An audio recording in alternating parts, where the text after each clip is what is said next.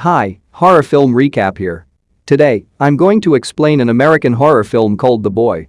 Watch out and take care.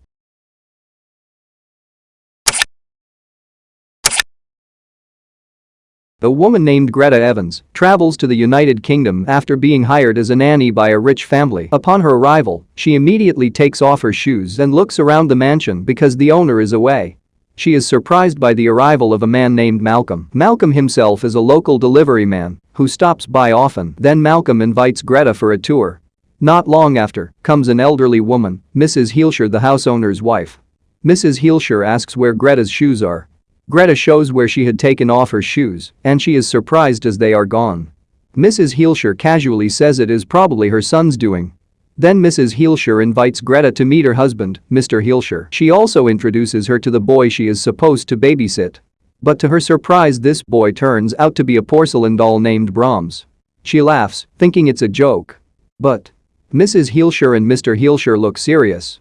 Mrs. Heelshire tells Greta that many nannies had applied for the job, but Brahms turned them down because they are neither young nor beautiful. The Heelshires teach Greta on taking care of Brahms, leaving her a list of strict rules to follow. This includes reading to Brahms in a loud and clear voice, playing loud music for him, keeping the leftovers in the fridge, setting mousetrap, and giving Brahms a goodnight kiss. Mrs. Heelshire tells Greta that Brahms is shy and only moves when no one is watching. Mr. and Mrs. Heelshire then ask Brahms his opinion on Greta. Greta feels strange with what she sees. Mr. Heelshire closes the door for privacy. Before long, the two of them come out and tell Greta that Brahms likes Greta and he wants her to babysit him. Greta calls her sister to tell her about her experience in the house. The following day, Greta hears Mrs. Heelshire, who is angry because it turns out that Brahms ransacked his room. Then, Mr. Heelshire comes saying that they are going on vacation, leaving Greta alone with Brahms. Mr. Heelshire shows some of Greta's schedules for the next few days. After they leave, Greta begins to ignore the rules, leaving Brahms alone. Greta wakes up hearing strange noises in the middle of the night, and Greta immediately looks for the source of that strange noise. While in front of a painting, suddenly a hand is coming right out of a wall to choke her. It turns out to be a nightmare. Then Greta checks into Brahms' room and sees tears welling up in his eyes. When examined, it turns out that the ceiling is leaking. That night, suddenly, Greta gets a call, but when she picks it up, no one speaks. In the morning, Malcolm comes to deliver groceries, and Greta asks a few questions about Brahms. Malcolm tells her that Brahms was once a real boy and was the only child of Mr. and Mrs. Heelshire. But then, one day, their house caught fire, and after not being able to escape on time, Brahms died.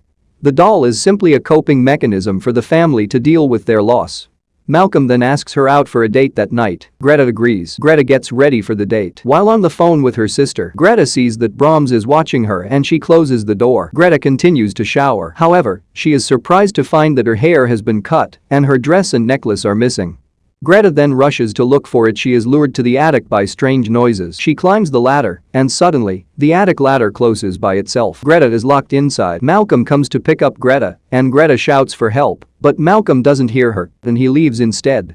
Greta then tries to find another way out. Then suddenly, a huge shadow appears in front of her face, shocking her, and she faints. In the morning, when Greta wakes up, she is mysteriously let out. She explains to Malcolm what happened last night. It turns out that the ladder can close and open on its own. Greta asks Malcolm about Brahms once again, and he states that there are two rumors about Brahms. There are some people in the town who feel sorry for him as they remember him being a very good boy, but on the other hand, there are others who claim that the boy was evil. Later that night, Greta calls her sister again. Her sister tells her that her abusive ex-boyfriend named Cole has been trying to find out where she is. Greta hates Cole very much. Greta suffered a miscarriage after being beaten by Cole. Greta then gets ready for bed and brushes her teeth. Just as she finishes brushing her teeth, she hears a strange noise from Brahms' room. She approaches. And Brahms' room is seen very messy with a lot of papers scattered. She straightened Brahms' head, which is tilted, and suddenly the head moves by itself, but it is just another nightmare. The next day, Greta goes to Brahms' room and see that Brahms has changed his position. He sits with her schedule beside him, as if he is asking Greta to obey and do everything as scheduled. Greta, who is shocked, immediately runs to her room and tries to call her sister. Suddenly the phone rings. As Greta answers the phone, A child's voice is heard telling Greta to follow the rules. Then a shadow appears under the door, and a child's voice is heard. Greta now realizes that the doll holds far more secrets than she had initially imagined. The doll is alive. Greta then opens the door and sees a tray of food filled with sandwiches that Brahms has given her. At that time, Greta has mixed feelings. It turns out that Brahms doesn't want to hurt her, he just wants her attention. She then calls Malcolm and tells him about it, but Malcolm doesn't take her seriously. A scene later reveals Mrs. and Mr. Heelscher writing a letter to Brahms which states, "We cannot bear to live with what you have become. The girl is yours now."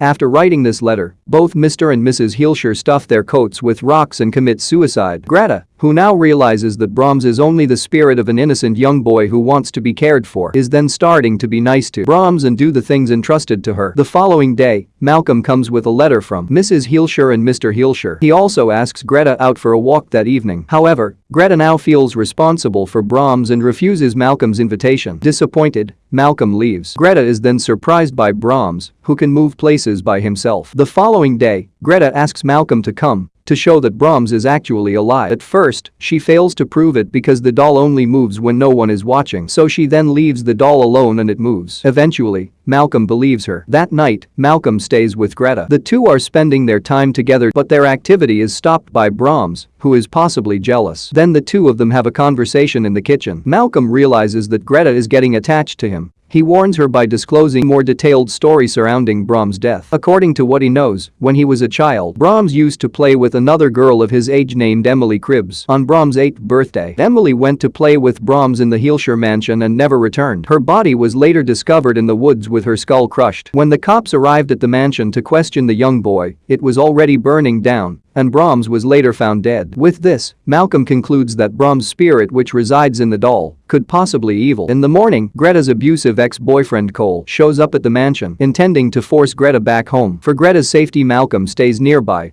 At night, Greta asks the doll for help. Cole wakes up and sees a message written in blood telling him to leave. Believing it was done by either Greta or Malcolm, he becomes furious. Realizing that Brahms did it using rat blood, she tries explaining it to him, but he refuses to believe her. Eventually, Malcolm ends up joining them, and he too tries to convince Cole that there's a lot more to the doll than meets the eye. Cole gets a fit of anger, and he smashes the doll to pieces. This is when the lights in the house start to flicker. The house begins to shake and they hear noises behind the walls. Cole tries to figure out where the noise is coming from. Then, suddenly, the mirror explodes.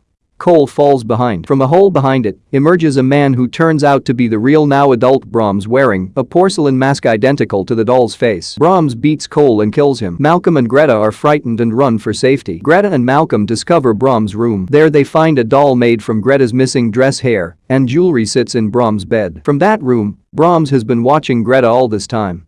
Greta also finds the goodbye letter from the Heelschers, revealing their plan of leaving Greta behind as a mate for Brahms. Then Brahms finds them. Brahms knocks out Malcolm, threatening to kill him if Greta leaves. Greta is able to escape the house but returns to save Malcolm.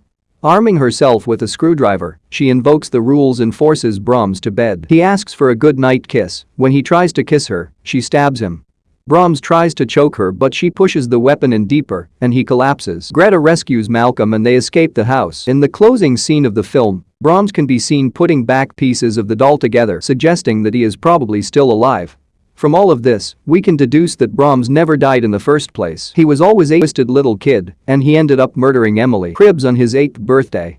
To save him from the world, his parents burned their own house and faked his death and hid him in the walls of their grand mansion. It also reflects on why Mr. and Mrs. Heelscher committed suicide. Eventually, their guilt outweighed their love for their child and they decided to end their own suffering. Also, there are several hints dropped throughout the runtime of the film that lead up to its big reveal. In the beginning of the movie, when Mrs. Heelscher tells Greta about the rules of the house, she makes it clear that Brahms likes his music loud. This suggests that since Brahms lives in the walls, music or anything that is being read out to him should be loud enough to be audible through the walls. The Heelschers also seem to be very particular about keeping their house vermin free. They emphasize on how she's expected to keep the mousetraps clean so that none of the mice enter the walls of the house. Mr. Heelscher also tells her that they save all of their uneaten food, and it is pretty obvious that all of this food goes to Brahms. Mrs. Heelscher tells Greta that Brahms is shy and only moves when no one is watching. This shows that the doll was never actually moving on its own, but was being moved by the real Brahms who lives in the wall. Subscribe for more videos like this.